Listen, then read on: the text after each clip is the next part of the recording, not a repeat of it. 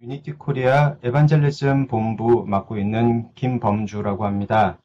이렇게 저도 메타버스에 관심 많고 그리고 또 메타버스에 관한 이야기도 할 기회가 많지만은 실제로 메타버스 공간에서 여러 개발자분들하고 만나는 거는 오늘이 처음인 것 같아서 더 반갑고 그리고 또 신기하기도 합니다.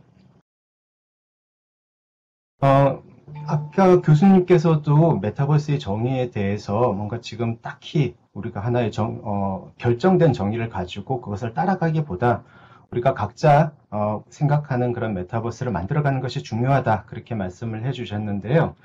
메타버스의 시작이 물론 그 이전에 그 SF 소설이었던 닐 스티븐슨 소설이 있었지만은 이것을 진짜 진지하게 한번 우리가 활용해보자라고 했던 시작은 2006년도에 미국에 있던 한 연구기관에서 라이프 로깅, 미러월드, 그리고 어그먼티드 리얼리티, 버추얼 월드 이런 개념을 통해서 우리 한번 컴퓨팅 환경을 바꿔보자라고 시도를 했던 데서 출발을 했다고 볼 수 있을 것 같아요. 근데 지금 여러 가지 이런 기술들이 조합이 될 수 있지만은 지금 와서, 그러니까 2006년이 아니고요. 지금 2021년에 와서 우리가 24시간 로그인해 있을 수 있는 스마트폰도 있고요. 그리고 게임기처럼 아주 저렴한 가격에 살 수 있는 그런 VR 기기들도 쓸 수 있는 이런 환경이 와서 이런 목표들을 봤을 때 사실 이 목표들을 처음 주창을 한 이유는 조금 더 우리 인류가 지적 수준을 높여가는 데 도움이 됐으면 좋겠다라는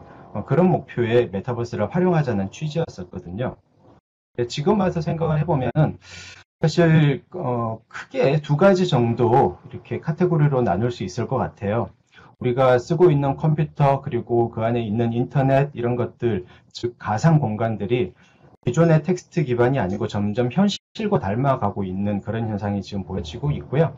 그리고 현실과 닮아가고 있는 가상 공간이 있다 보니까 그 안에서 할 수 있는 일도 더 많아지고 일이 더 많아지다 보면은 그쪽에서 우리가 경제적인 가치를 또 발견할 수 있는 계기도 될 수 있다. 이런 이야기들을 많이 하고 계시거든요. 그래서 이런 요소들을 조합을 해가지고 우리가 기존에 없었던 새로운 가치를 발견할 수 있는 기회가 이 메타버스 시대가 아닌가 합니다. 가상 공간에 대해서 잠시 소개해 드리자면은 아마 여러분들 오늘 오신 대부분의 분들께서는 너무나 익숙하실 거예요. 어떤 환경에 익숙하실 것 같은가 하면은 왼쪽에 있는 컴퓨터 화면보다 오른쪽에 있는 컴퓨터 화면에 더 익숙한 분들이 많으시리라고 생각을 합니다.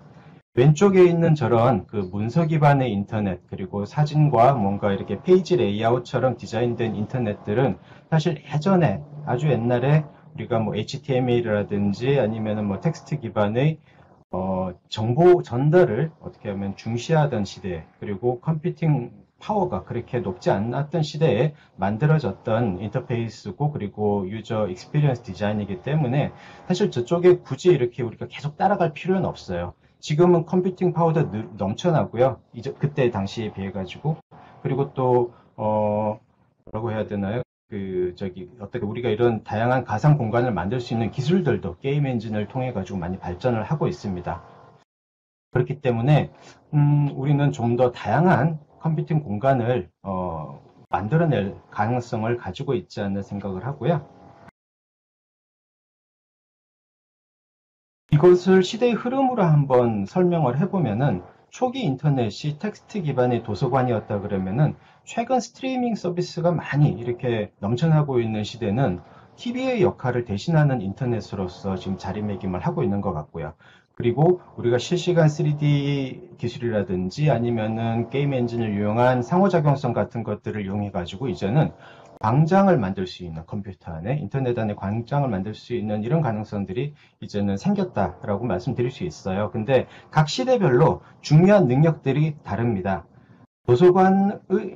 도서관으로서 인터넷을 쓰던 시대에는 정보를 얼마나 많이 축적을 하느냐가 중요했다 그러면은 TV 역할을 하는 인터넷 시대에서는 컨텐츠의 질 그리고 큐레이션 같은 부분이 중요했었겠죠.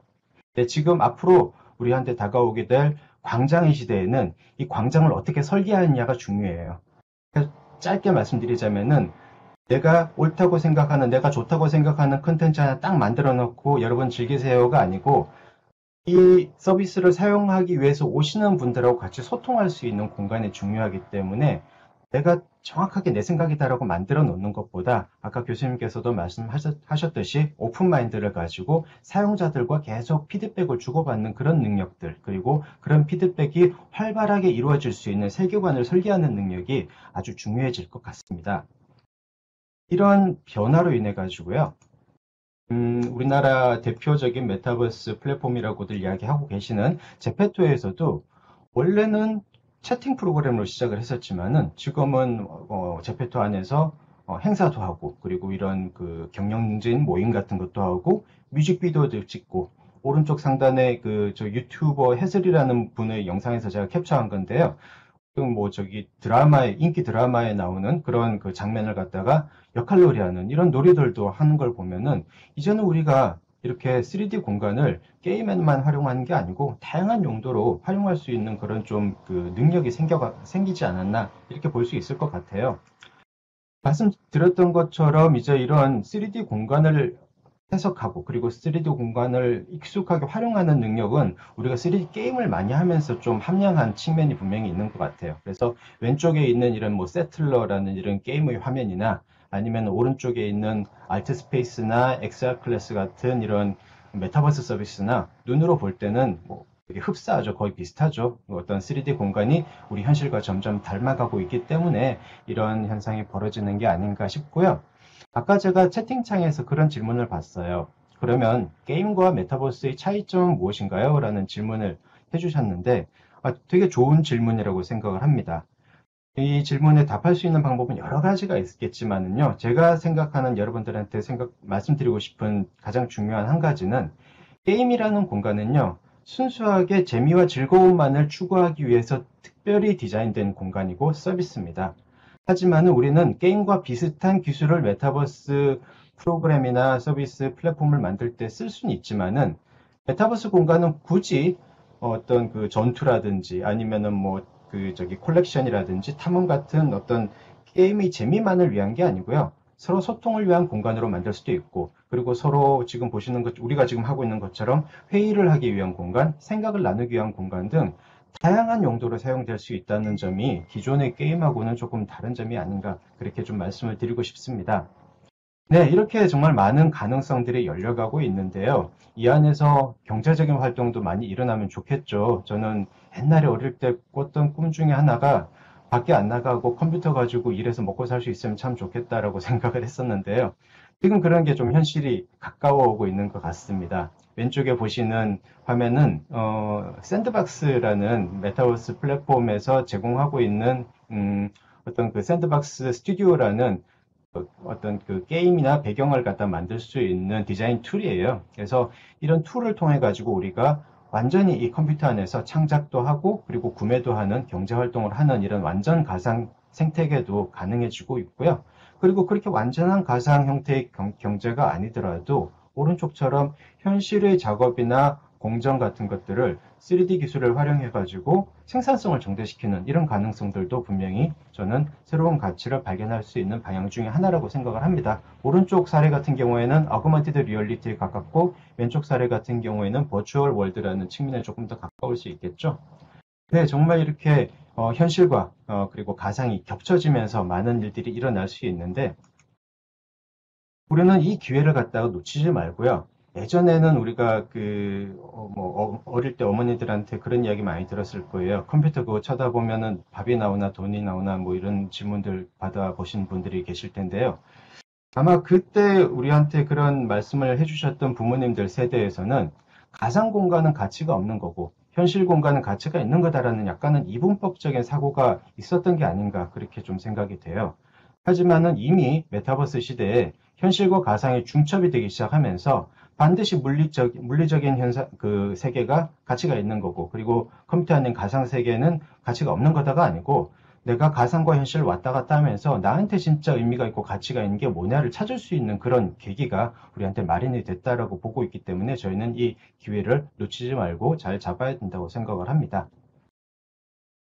네, 이런 기회를 갖다가 더 풍족하게, 그리고 더 가능성 있게 만들어주는 기술이 있죠. 네, 저는 그 신기술이 XR 기술이라고 생각을 합니다. VR이 있을 수도 있고요, AR이 있을 수도 있고, 그리고 믹스드 리얼리티라고 칭하는 MR도 이 중에 하나가 되는데요.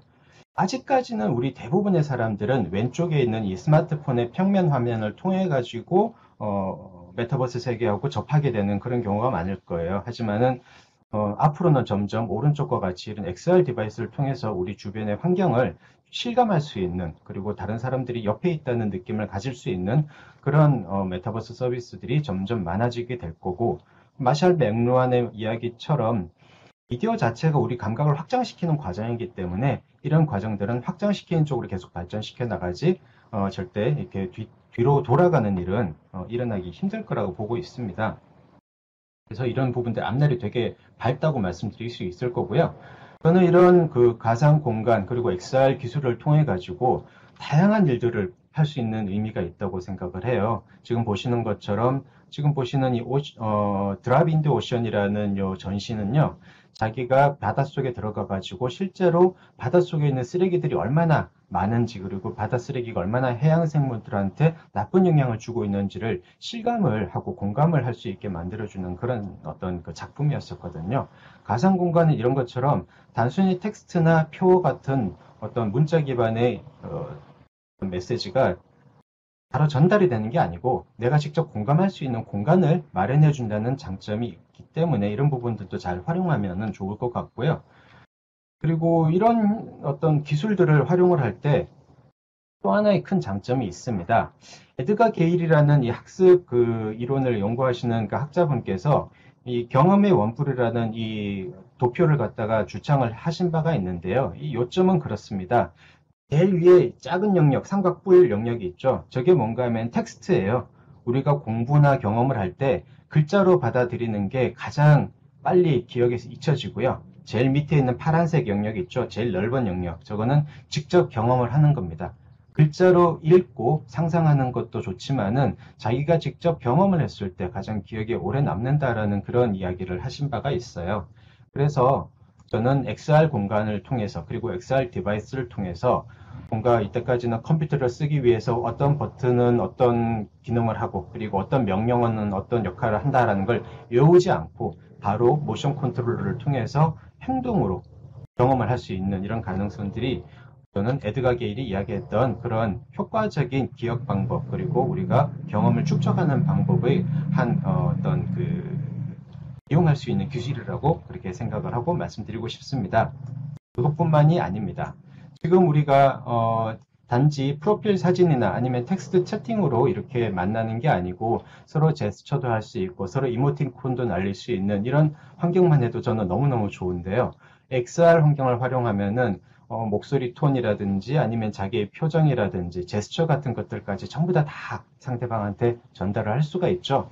그래서 이 메르비안이라는 학자분은 우리가 결국은 텍스트를 통해 가지고 소통하는 것은 겨우 한 7%밖에 안 된다. 나머지는 전부 다 감정적인 요소, 감성적인 요소, 그리고 비언어적인 요소에 의해서 우리가 소통을 할 수 있게 된다라는 거였었는데 어떻게 보면은 그러면 우리는 거의 지금까지 메신저 같은 걸 활용해 가지고 소통한 거는 저기 있는 핑크색 7% 정도만 활용을 했다고 볼 수밖에 없는 거예요.